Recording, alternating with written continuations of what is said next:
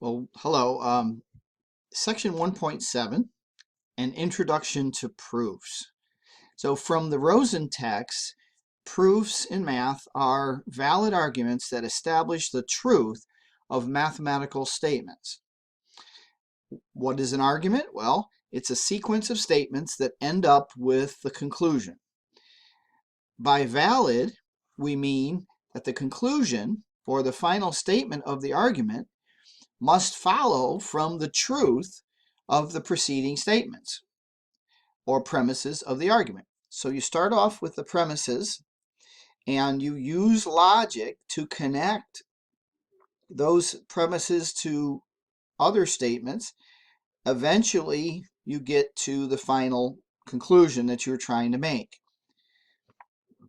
So that's what a proof is. Now, you could say it's a convincing argument, but what do you mean by convincing? Well, by convincing, we mean that if the reader or the listener will accept the original premises as true, and they know the logic and will accept the logic that you had, then they must accept the conclusion. All right. Now, some terminology and ideas.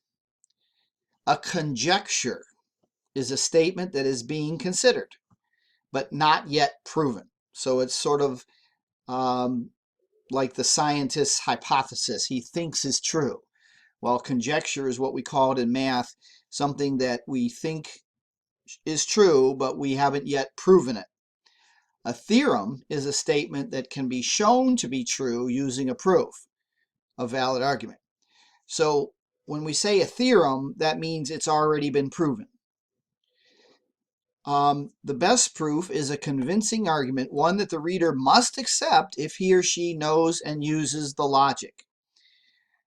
A proof statements are either the original premises or axioms that we are going to accept. Axioms, also called postulates or assumptions, something so obvious like if A equals B, then B equals A. That would be like an axiom, something that is an assumption that we can accept to be true. The premises of the theorem, definitions of terms used, so you might cite a definition in your proof and then make a statement based on that definition. Or it might use statements we've already proven in the past. In other words, theorems that we've already proven.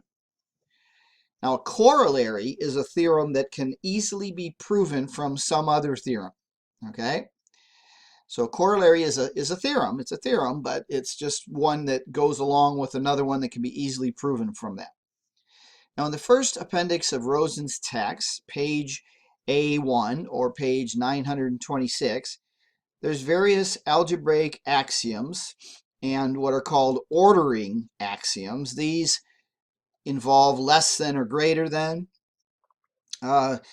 These include the commutative property, the associative property, the distributive laws, among others that are not so familiar. These can be used as reasons for steps in a proof. Okay, so you might want to make yourself familiar with what's on pages 926 and following. In addition, Appendix 1 also contains several proven theorems that are useful in proofs. Okay, so you might want to look at Appendix 1. Now here is a chart of many axioms or laws that you can use in proof.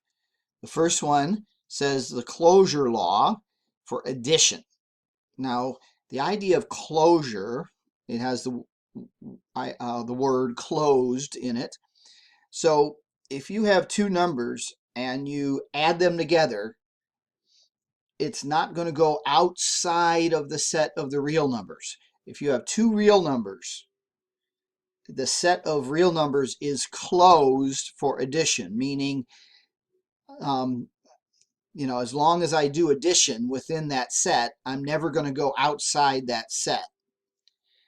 The same thing with multiplication. If I take any two real numbers and I multiply them together, it's the product, x times y, is not going to be some number that's not a real number. So the real numbers are closed for addition and multiplication. All right. They're also closed for subtraction. Now, subtraction is just adding the opposite. So, of course, that would be the case. But the real numbers are not really closed for division because you can't divide by what number? Yes, 0. You can't divide by 0. So we don't get a result that's a real number in that case. But anyway, all right, associative law is written right here. X plus y plus z is the same as x plus y plus z in parentheses. So in other words, if you have three things like x, y, and z, it doesn't matter the order, the first two that you add together and then the third one. Or it could be in another order that you add them together. So the order that you add things together doesn't really matter. And that applies to multiplication also. Commutative law says the product x times y is the same as y times x. The additive identity law says if you add x plus 0, that's the same as 0 plus x, but that's the same as x. Okay, now I don't think that was necessary to say x plus 0 equals 0 plus x, because they just talked about the commutative property for addition, which would allow x plus 0 to be the same as 0 plus x. Multiplicative identity says that x times 1 is the same as x. And so, it's just that the number 1 is something that you can multiply a number by, and that number will keep its identity. That's why it's called that. They've established that in this textbook. Inverse law for addition: for every number x, there exists a number negative x, such that x plus negative x would equal 0. The inverse law for multiplication: for every number x, there exists a real number 1 over x, such that x times 1 over x equals 1. Okay? It's kind of the reciprocal. You could call it the reciprocal law, but they call it the inverse law for multiplication. Distributive laws, well, it's just the same as the distributive property. And so you can read these laws here. This says x times y plus z, while this says x plus y times z. So, equals on the right side. You can read what that is. But they're just distributive laws as we've had before. Trichotomy law says if you have two numbers x and y, so they've stated it about the same way, exactly one of x equals y, x greater than y, or y greater than x is true. One of those has to be true. Okay? Transitivity law says if x is greater than y and y is greater than z, then x is greater than z. Additive compatibility law, it basically says that we can add two equations or inequalities together. I'm sorry, no, it doesn't. The additive compatibility law is basically the addition property for equations where you can add the same thing to both sides of the equation and it will still be, in this case, greater than as it started off as. Multiplicative compatibility, well, if you have x greater than y and z greater than 0, then if you multiply both sides by z, then xz will still be greater than yz. Now that doesn't work if z is negative. If z is negative, you have to switch the inequality sign around. Okay? If z is negative, you must switch the inequality sign around for it to still be true. Okay? So look at that additive compatibility. Multiplicative compatibility, basically that you can multiply both sides. I'm sorry. We're down to completeness property. Every non-empty set of real numbers that is bounded above has a least upper bound. Okay? So if you have a set of numbers and the highest number, there's a highest number, it's bounded by some highest number, then there must be a least upper bound. Okay? And we'll talk about what that means later. All right, a direct proof is the first method of proof that we're going to look at. And simply stated, it's a series of statements that are connected like the links of a chain going down. The statements do not have to be conditional statements like over here on the right side, P implies Q, Q implies R, R implies S, therefore P implies S. It can be like that, but it doesn't have to be. I have a comment here to see week 1 notes, page 7 at the bottom of the page. So I'm going to head over to that.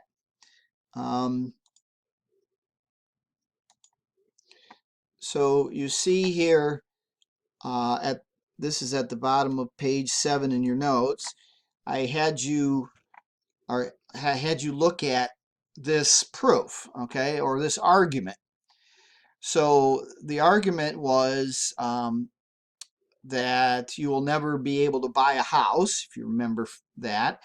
And it started with these premises, which I've highlighted right there, and we came up with this conclusion. And so this was what we call a 2-column proof, where you have the statements on the left side and the reasons for those on the right side. Okay.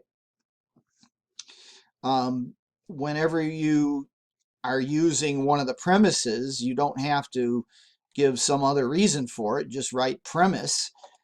But there should be a reason why you can follow or you can do the other ones, like the contrapositive or hypothetical syllogism, were the reasons why we could do that step based on the previous steps. Okay, so that is an example of a 2-column proof, which we already have done. All right. Or a proof can be in the paragraph form. So you can just write a proof as a paragraph, but you need to, in parentheses, maybe give the reasons for the things that you're saying in the sentences of the paragraph.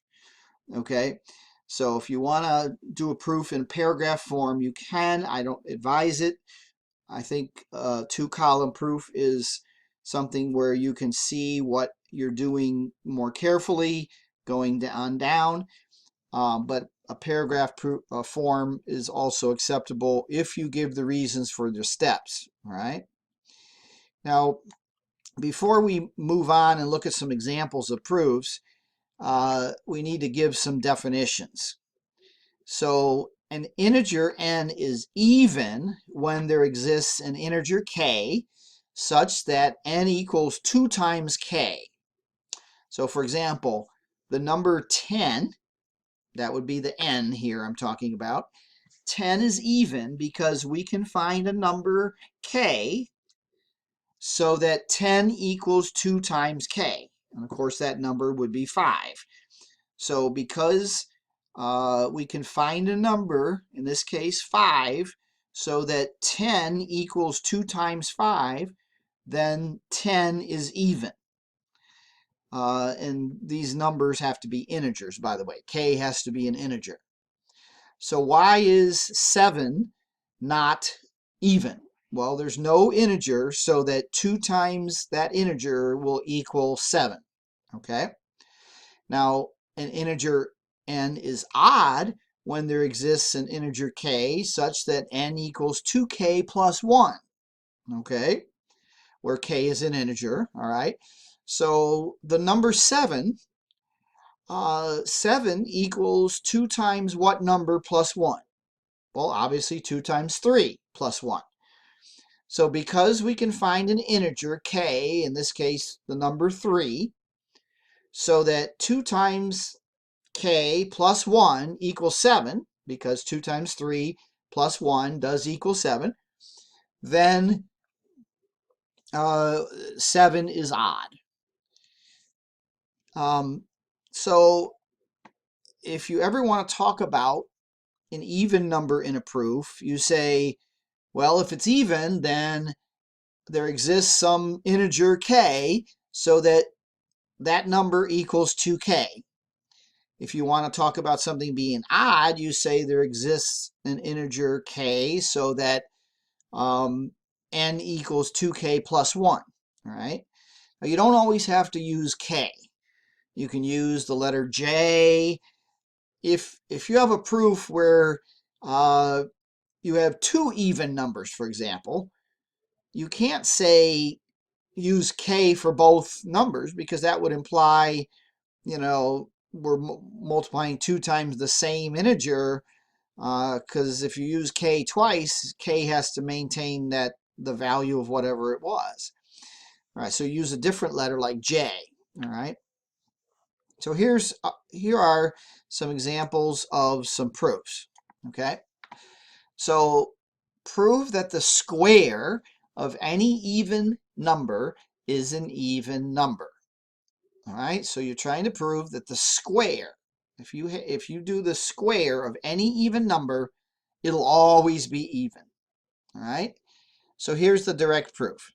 We start off, we know that we're dealing with an even number. So we say let n be an even number. Now the definition of even means, so n equals 2 times k for some integer k. And that's based on the definition of even. All right. The square of n then, n squared, is equal to, and then I do a little bit of algebra, n squared equal 2k squared. All I do is substitute 2k in place of n. So 2k squared, and I get 4k squared. But why did I do this next step? Well, we're trying to show that the square of the number is even. What does even mean? Even means that we can go 2 times some integer. Okay? Well, I want to write it like this, 2 times some integer. Now the integer is 2k squared, using the k from the previous sentence.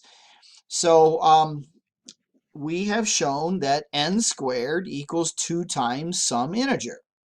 So now we know that for n squared there is some integer L which equals 2k squared, such that n squared equals 2L. So I'm just using L to stand for that integer. But we've established that there is such an integer. It's 2k squared based on the previous k value we had.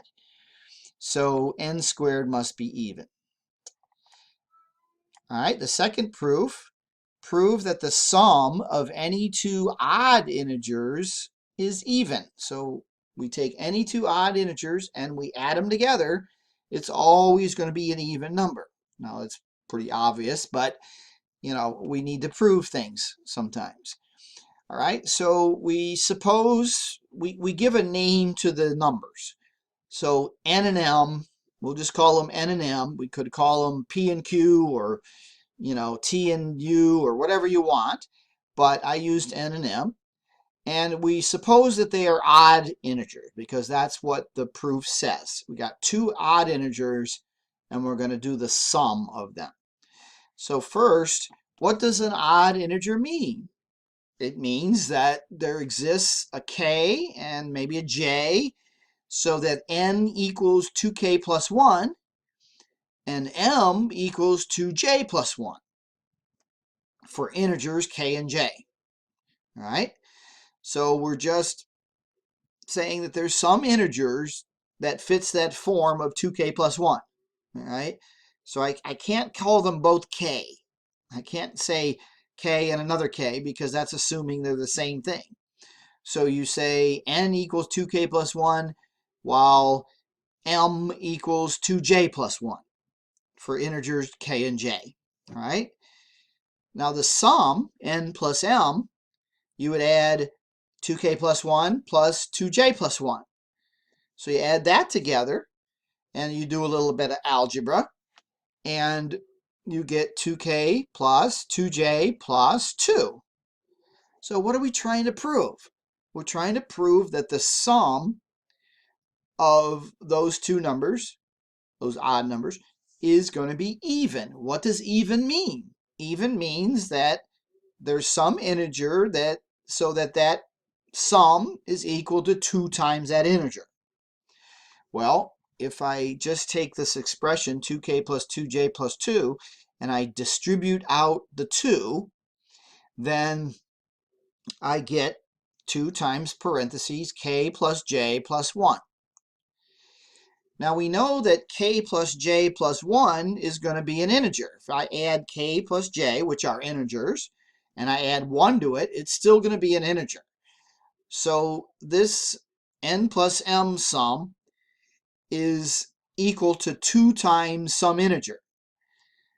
So therefore, then we know there is an integer p, which equals k plus j plus 1. That's what's in parentheses there.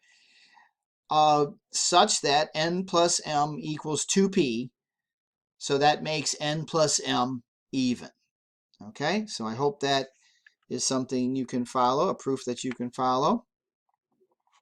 So those were 2 examples of direct proofs. So now there's another type of proof called contraposition. So it's called contraposition because it uses the contrapositive. All right. So what do you do? All right, so suppose you're trying to prove if P, then Q. So if something's true, then something else is true. That's usually what you're trying to prove. That if we have some facts true, then something else is going to be true. So instead of starting with the if part, like the direct proofs do, we're going to start by assuming the opposite of what we're trying to prove, the Q part. Assuming not Q. And then if you can arrive at not P from that, so if you can start with not Q and arrive at not P, then by the contrapositive, we can switch it around and negate that. We get if P, then Q. All right? So you really start by assuming the opposite of the conclusion part of the proof. Okay, so let's look at an example. Show that if x plus y is greater than or equal to 2, where x and y are real numbers, then either x is greater than or equal to 1 or y is greater than or equal to 1. One of those has to be greater than or equal to 1. Okay, so here's the proof. So we start by stating the opposite of the then part, the part that we're trying to prove.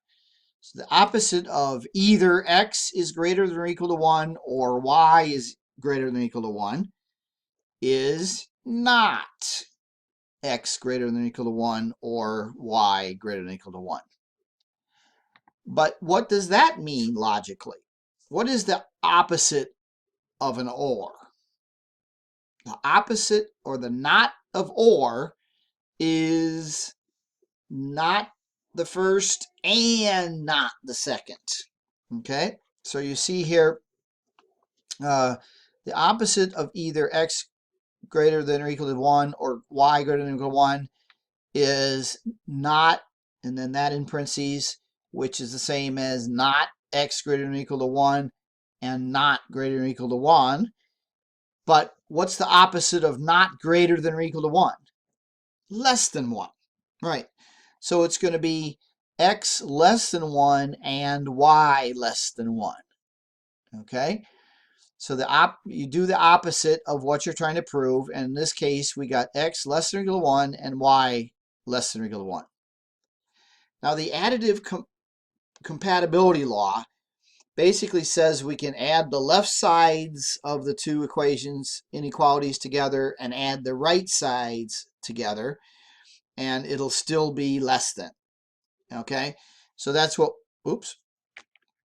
So that's what I did here. I added the left sides, the x and the y, and so that's right here. X plus y is less than 1 plus 1, which is 2. Now that is the same, x plus y is less than or equal to 1 plus 1, as x plus y is less than or equal to 2. I'm just using a number fact that 1 plus 1 equals 2. And so that is the opposite of the hypothesis, what we were trying to prove, because the hypothesis was x plus y is greater than or equal to 2. The opposite of that is x plus y is less than 2. Okay? So we have just shown that if we assume the opposite of the conclusion, the then part, we get the opposite of the if part, okay? The hypothesis.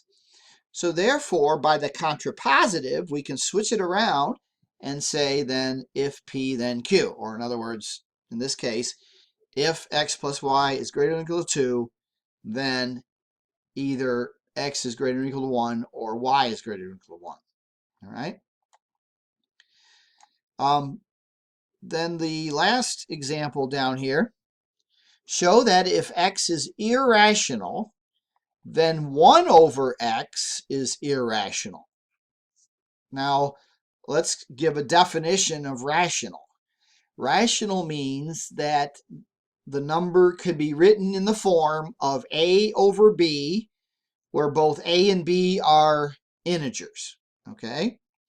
Where a and b are integers. So if the number 7, for example, why is that rational? Well, because I can write it as 7 over 1, okay? But what about the number 3.5? Is that rational? Well, 3.5 is half of 7. It's 7 divided by 2.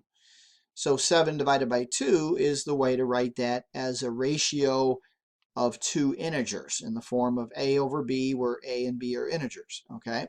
So rational means that I can write it as a form of a over b, where a and b are both integers, okay?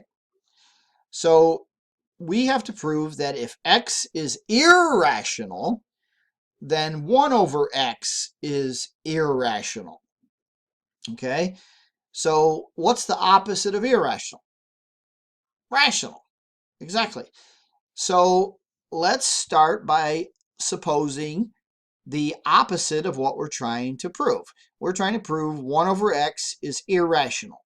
So let's suppose 1 over x is rational instead. Then there exists integers a and b, so that 1 over x equals a over b. That's that definition of rational, okay? Then there must be integers a over b, where 1 over x equals a over b. And then if we multiply both sides by xb over a, or just cross multiply and solve for x, you get b over a equals x. Okay, so you could also cross multiply, like I said, and, get x by itself, and you get that x equals b over a. Now, if x equals b over a, where b and a were integers, so x is rational, okay?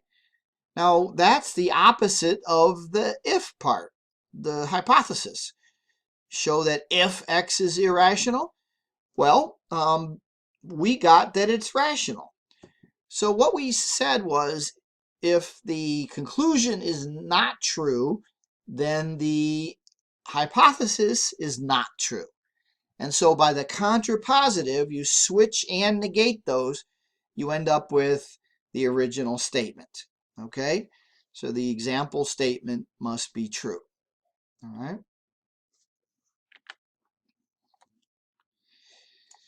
So that was called a proof by contraposition. But there's another type of proof that's kind of similar to it, although it's more broad in the sense that proof by contraposition is sort of very close to it, but we can use this next way of proving in a lot more diverse situations. That's what I want to say. Okay, this is called proof by contradiction. A proof by contradiction that P implies Q. So if your proof or thing you're trying to prove, your conjecture, is if P, then Q is true. We begin by assuming P is true, but then we assume also that the opposite of Q is true. Okay, so we assume P is true and the opposite of Q. Okay, so we're kind of playing devil's advocate here and supposing that, the P part is true, but also the opposite of Q is true.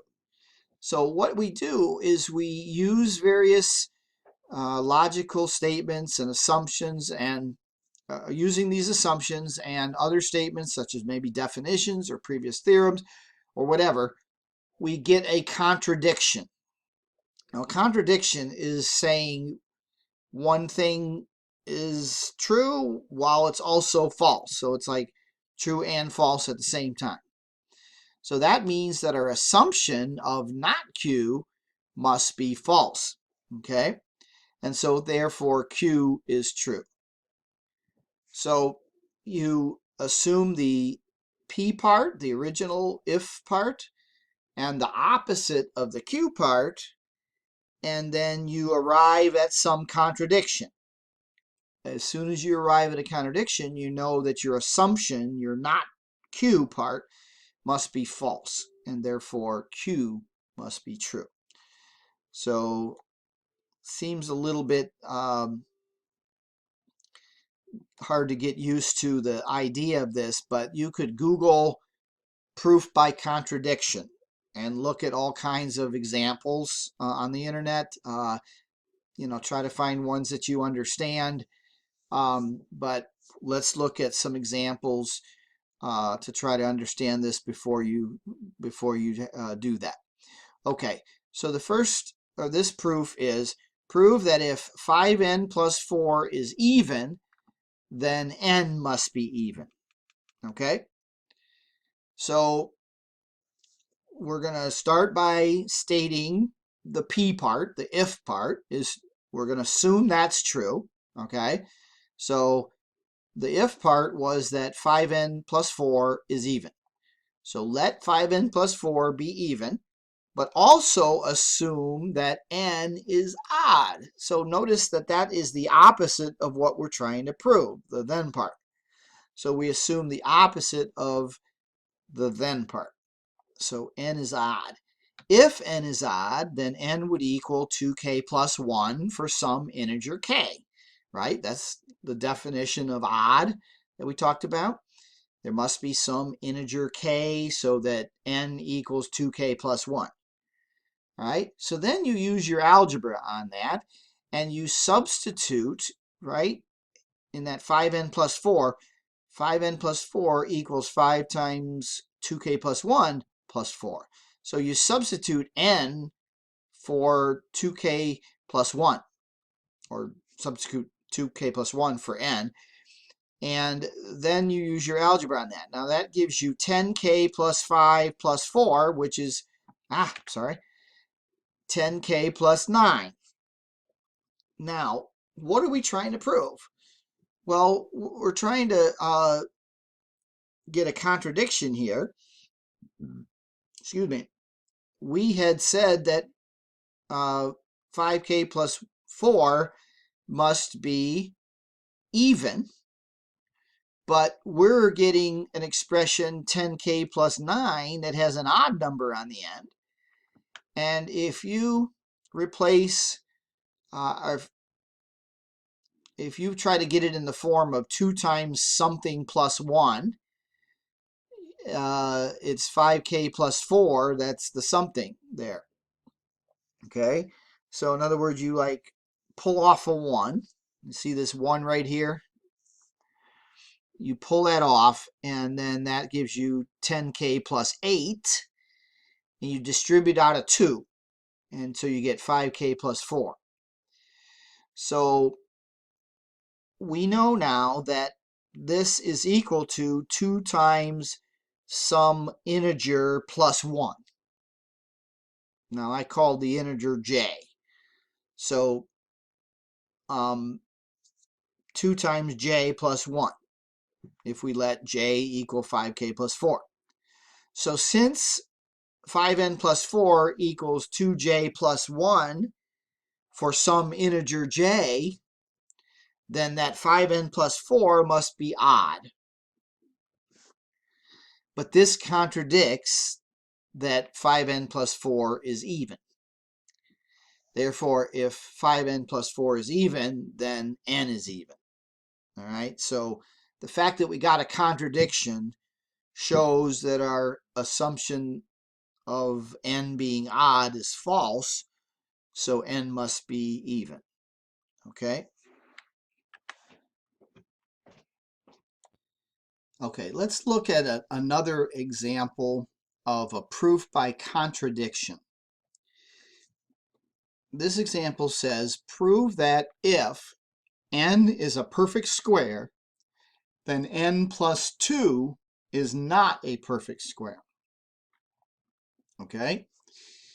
So here's the proof. Suppose n equal j squared for some j greater than or equal to 0. Now j is an integer here. I didn't say it in the proof. I probably should have, but if n is a perfect square, so we're starting off letting n be equal to j squared. It's a square of some integer for some j greater than or equal to 0. Now if n is 1, if n is 0, so starting off when j is 0, then n would be 0. N plus 2 would equal 2. Okay? And 2 is not a perfect square. So we look at that first case when n is 0 and kind of get rid of that. All right, so assume n is greater than or equal to 1. Well, if n is greater than or equal to 1 and n is equal to j squared, then j has to be greater than or equal to 1. So the smallest perfect square after j squared, okay, so if j, the lowest j can be is 1, then the next one after that would be 1 higher than that, j plus 1 squared, which is j squared plus 2j plus 1. But let's from j being equal to 1 or higher, we know that j squared is going to be less than j squared plus 2, okay? Which is less than j squared plus 2j plus 1. Now, why is that the case? Well, what's the lowest j can be? 1, right? So 2 times 1 is 2. So, of course, j squared plus 2 is going to be less than j squared plus 2 plus 1 when, j is 1. And so j squared is going to be, j squared plus 2 is somewhere between j squared and j plus 1 squared. So if n plus 2 is between n and the next square, so n plus 2 cannot be a perfect square. So it's kind of showing that whenever you have a perfect square, the next one is further away than 2 more. two more than that number, but the next, perfect square is even beyond that. So that took a little doing, and that's kind of a tricky proof to be able to figure out why it's true. You would have to be playing with all these expressions and seeing which one's less than which one and which ones are greater than the other ones, and eventually coming up with that this j squared plus 2, that's the crux of it, j squared plus 2 is greater than j squared but less than j plus 1 squared. So n plus 2, which is, n equals j squared. So that's the same as, n plus 2 is between n and the next square. Anyway, so some other examples are in Rosen's. It says example 9. Let me make this a little bit larger. Here's example 9. Show that at least 4 of any 22 days must fall on the same day of the week. Okay, so we're going to use a proof by contradiction. Okay, so let P be the proposition that at least 4 of the 22 chosen days fall on the same day of the week. Suppose that's not true. This means that at most 3 of the 22 days fall on the same day of the week. See, at least 4, the opposite of that is at most 3. So at least 4, that's 4 or more. Then below 4 is 3. So at most 3 would be the opposite of that. So because there are 7 days in the week, this implies that at most 21 days could have been chosen. Because if you start putting in days into the days of the week, you can only fit 21 in. Since there are 7 days of the week, if you can only fit 3 per day of the week, then you can only have 21. As for each of the days of the week, at most 3 of the chosen days could fall on that day. This contradicts the premise that we have 22 days under consideration. So you can't put a 22nd one, but this is saying you can. So that's a contradiction. Thus, or that is, if R is the statement that 22 days are chosen, then we have shown that not P implies both R and not R. So both,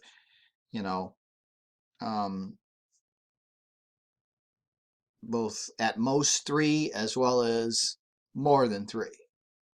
In this case, 4. So we know that P is true. Here's another proof that's kind of interesting. This is a proof that square root of 2 is irrational.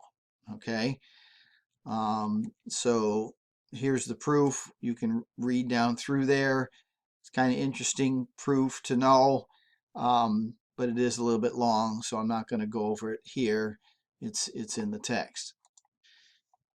All right, so now let's look at another type of proof called a proof by equivalence. Now, equivalence, when two things are equivalent, that means that if the first thing is true, the second thing will also be true, and it means the other way around, that if the second thing is true, then the first thing will be true. Now, this is what we call a biconditional. If P, then Q, and also if Q, then P. Okay? So what we have to do is prove it going both ways. All right? So here's the example. Prove that saying K is irrational is equivalent to saying 5K plus 3 is irrational.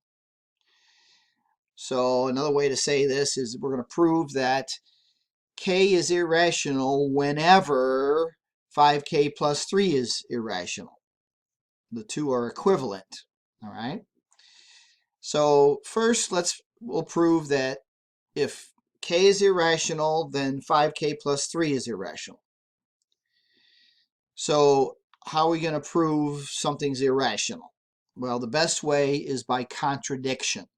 Okay, so let's assume k is irrational, but also assume that 5k plus 3 is rational. That's the opposite of irrational. So we're using a proof by contradiction whenever we assume the opposite of what we're trying to prove. So if 5k plus 3 is rational, then 5k plus 3 equals a over b for integers a and b. That's what rational means. We can set up a ratio of two integers that it's equal to. Now, if we solve this for k, basically, so you subtract 3 from both sides, you get 5k equals a over b minus 3, and then divide everything by 5. We get k equals a over 5b minus 3 over 5. So all I did was divide everything by 5. And I can get a common denominator here. You see that all I need to do is put a b in the second fraction here, the 3/5. So if I multiply top and bottom by b, I get 5b in both denominators. So then we'll have a minus 3b over 5b if I combine these two fractions. Now, if a and b are integers, then this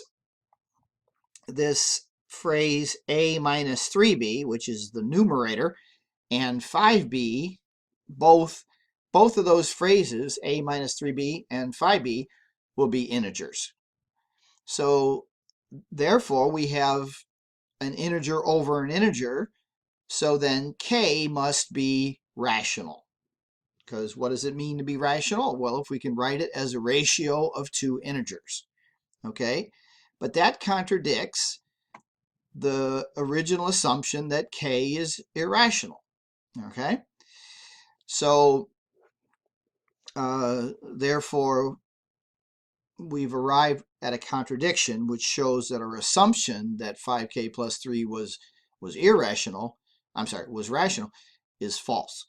And therefore, 5k plus 3 must be irrational. Oops. Now we have to go the other direction, though.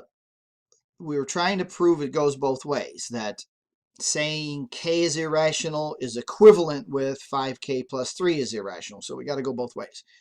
So the second direction is 5k plus 3 is irrational implies k is irrational. So let's assume 5k plus 3 is irrational, but that k is rational.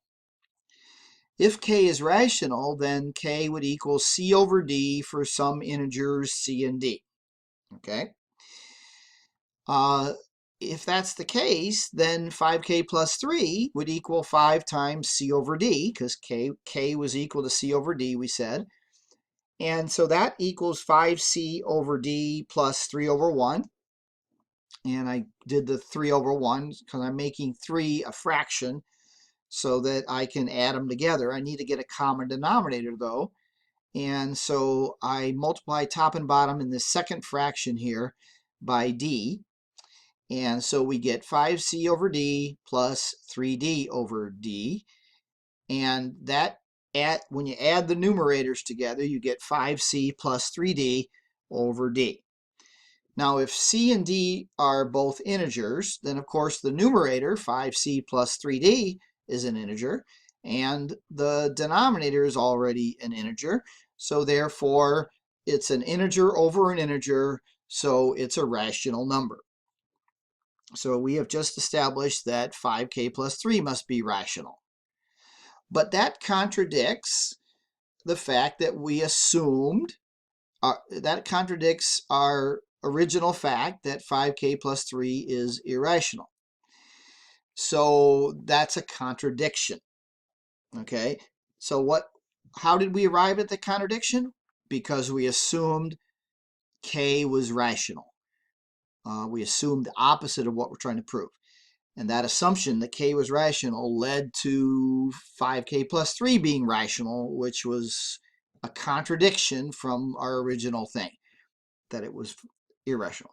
So therefore, we have shown the original statement that 5k plus 3 is irrational, then k is irrational is a true statement. So we have just gone both directions with that.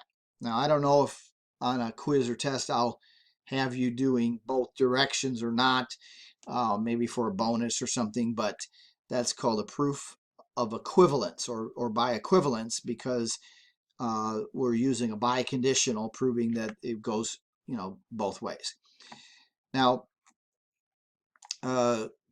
proving a conjecture is false can be done simply by finding a counterexample. So a conjecture can be proven false simply by finding a counterexample, a situation that is true for the hypothesis but is false for the conclusion. So here's an example. Prove that the sum of any two even numbers is divisible by 4. So all you have to do is find two even numbers that when you add them together, you cannot divide by 4. So here's the proof. 2 plus 4 are even numbers, but their sum, 6, is not divisible by 4. So this proves that statement is false. Okay? So if all you're trying to do is prove something is false, all you got to do is find a situation that makes it false. But it has to fit the situation, like the sum of any two even numbers. I have to have used two even numbers and found that they were not divisible by 4. Okay, here's another proof, but this one is obviously in error because look at the conclusion. The conclusion of the proof is 2 equals 1. All right, here's the proof. If A and B are equal, then 2 equals 1. So my first step, okay, A equals B, that's given, okay. Then I just multiplied both sides by A, so I got A squared equals AB.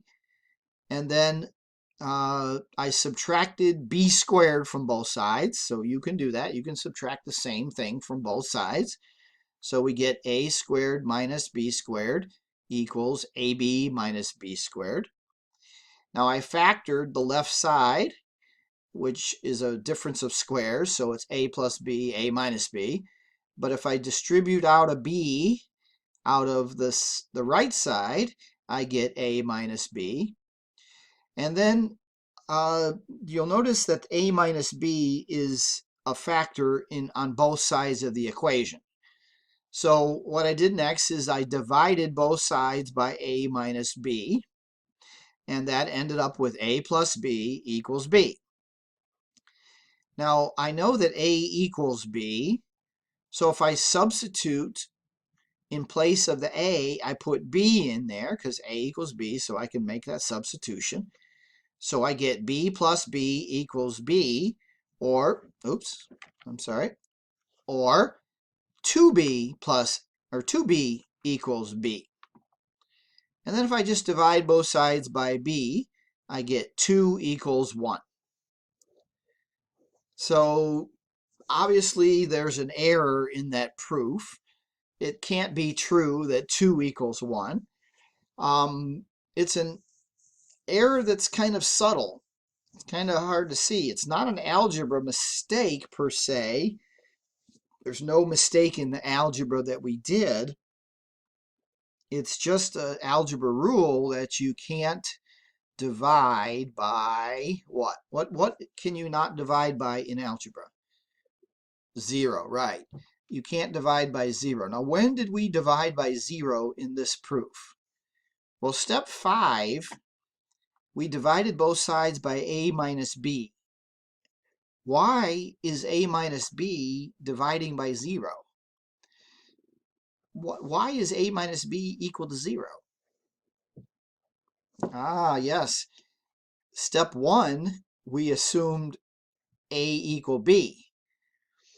And if A equals B, then you're subtracting the same or equal number from itself, and therefore you get 0. So what happened here is we divided both sides in step 4 by 0, and that's where we made our mistake. You can't do that, okay? And it wasn't in the last step, dividing both sides by B, because B was not necessarily 0. So that's not the problem. It's in going from step 4 to step 5. All right. All right. So this, oops. So this section was on proving things. And proofs, I understand, are not easy. They take a while to get used to. But try to at least master the more simple proofs, which are things like proving, the sum of two odd numbers is even, or maybe the product of two even numbers is even, or the square of an odd is an odd, or something like that. The proofs involving evens and odds. Those are pretty straightforward. And of course, you have to use the definition of even being there exists a number k so that n equals 2k, or a definition of odd that there exists a number k so that n equals 2k plus 1. And you'll use that in several of those types of proofs. All right. But there's other types of proofs and methods of proofs that we'll look at in the next section.